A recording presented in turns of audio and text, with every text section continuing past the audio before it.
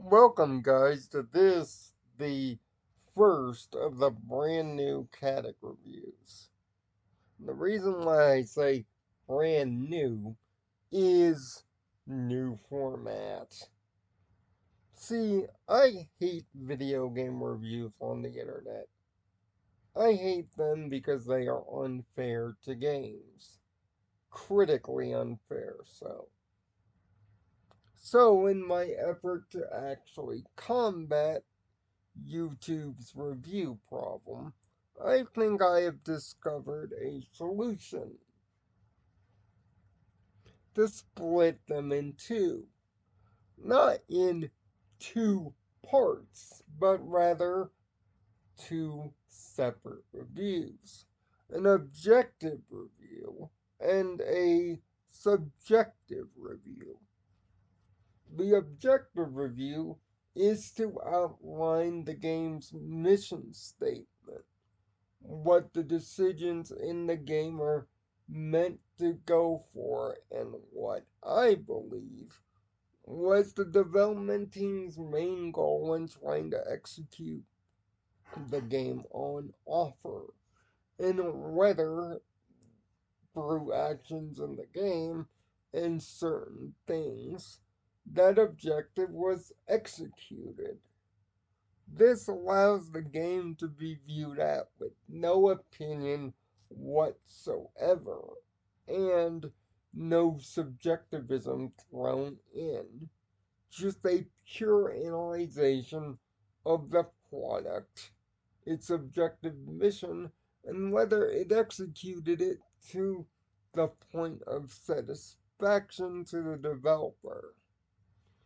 This may change depending on updates or games as a service add-ons, in which you can be assured there'll be a YouTube short adding any addendum missing to that point. The second review, which will be a separate video, is my subjective opinion, whether for me these things outlined in the objective review executed into a subjectively great game. After which I will provide my feedback and give you an overall recommendation on whether to buy, rent, or Game Pass it, or to pass it. And if it's a buy, I will even suggest a price in which the game might be feasible to your likings for quality. Okay, with that said, the subjective review will feature no copyrighted footage for the game on offer.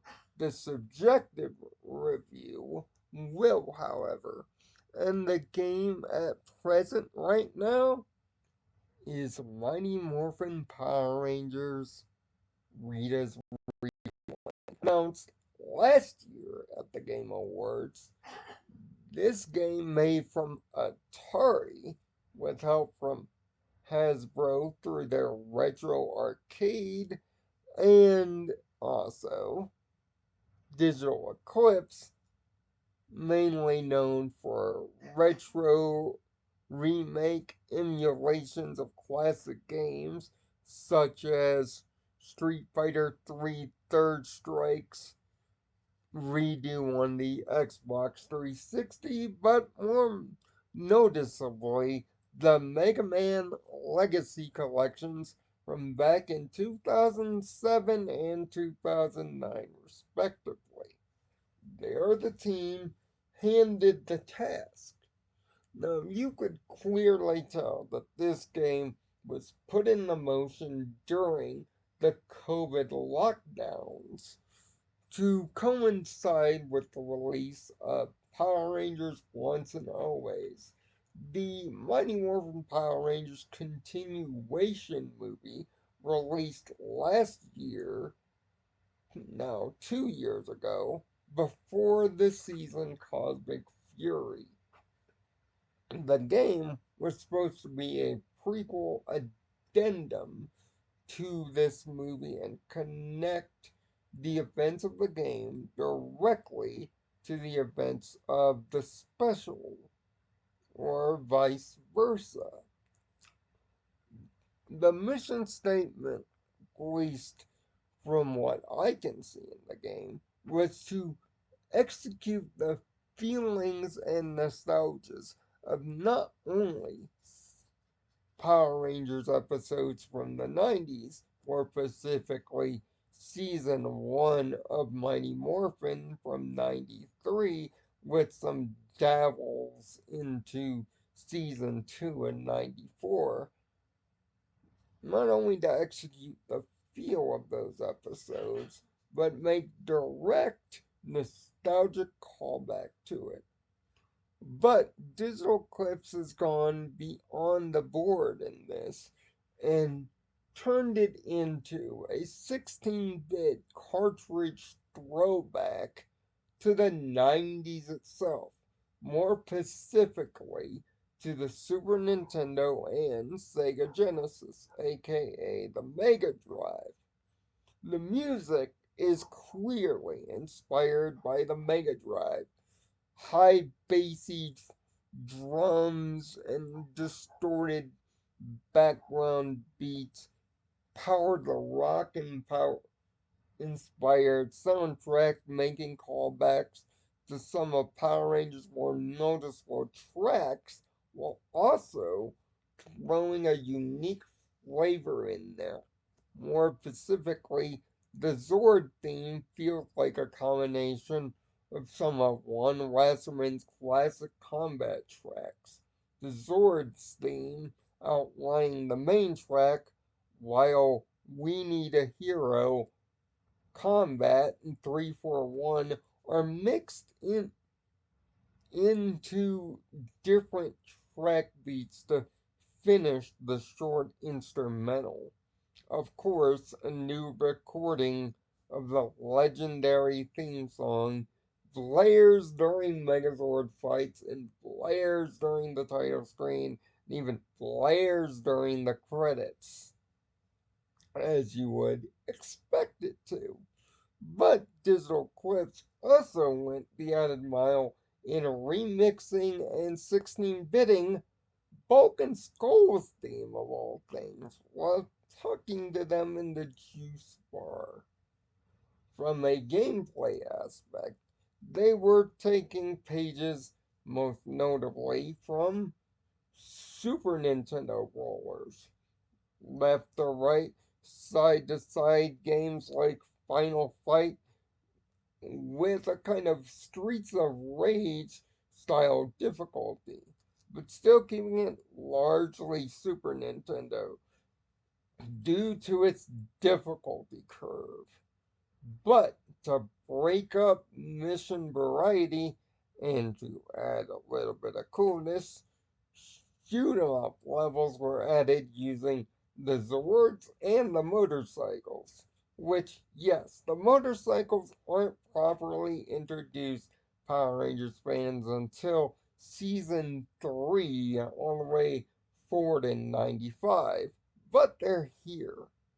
The Zord levels before the Megazord fights are shoot 'em ups, similar to Afterburner and Space Harrier, with the clear inspirations here, while also using Super Nintendo's Mode 7 zooming technology to make the monsters grow, or to make big, imposing bosses during final chases as you finish the levels. This combined with a lives and continue system throws a classic 16-bit approach into the execution, down to the limited continues the difficulty curve, and, of course, the steep spike at the end. The final section of the game is made especially difficult, even on the easiest of difficulties, mastering patterns subroutines, and figuring out placements of proper dodging is key to success here, which proves that the developer's intent was not only to echo Power Rangers in look and feel, but echo the time period in which this game would most be desired for a kid in 1993 and 94. These were the games at the time. These largely difficult, yet surprisingly short 7 to 8 hour experiences, even shorter if you can get the skills required to beat the skill curve. These games required mastery at best and utter dedication at worst on the hardest difficulties, which the hardest difficulties are that of hard and the appropriately entitled headache. This might seem like a 4 hour game, but if you plan to play it on maximum difficulty, plus achieve all the achievements and get the super secret unlock, you're gonna have to do added work to do so. So it might be closer to a 6 or 7 hour affair, leading to more the average time in which NES and Super NES games would run out of steam before the journey was done.